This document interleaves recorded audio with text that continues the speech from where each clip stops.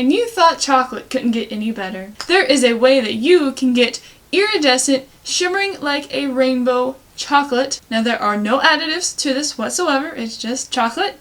And with a little help from physics, you can make very cool looking chocolate.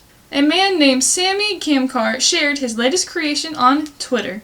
Now he's not a chocolatier, rather he is a founder of a security company called OpenPath, and he gained early internet notoriety in 2005 for releasing a virus on MySpace. Anyway, a few years ago he had seen similar iridescent effects at a meetup in LA with the iridescent effect on a black plastic. Basically all it is a surface texture of the chocolate itself that is producing the light. But basically he just designed a 3D model for casting that included at its base a sawtooth wave pattern.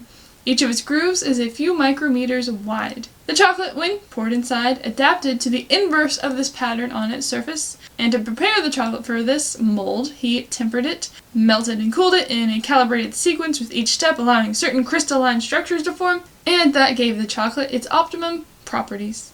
Then he pressurized the chocolate in a vacuum chamber to prevent air bubbles from forming, though he says this step might not be necessary.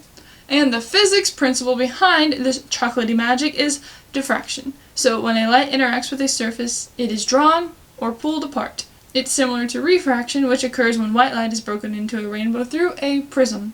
Anyway, I must say that he is not the first person to come up with this, as a Swiss researcher has been collaborating to create a marketable iridescent chocolate for 2.5 years. And he used the same technique, and they can create small batches, but they are working on making it big batches. They said the only problem with this marketing is that people think it's too shiny, so they think there's like plastic on top of it.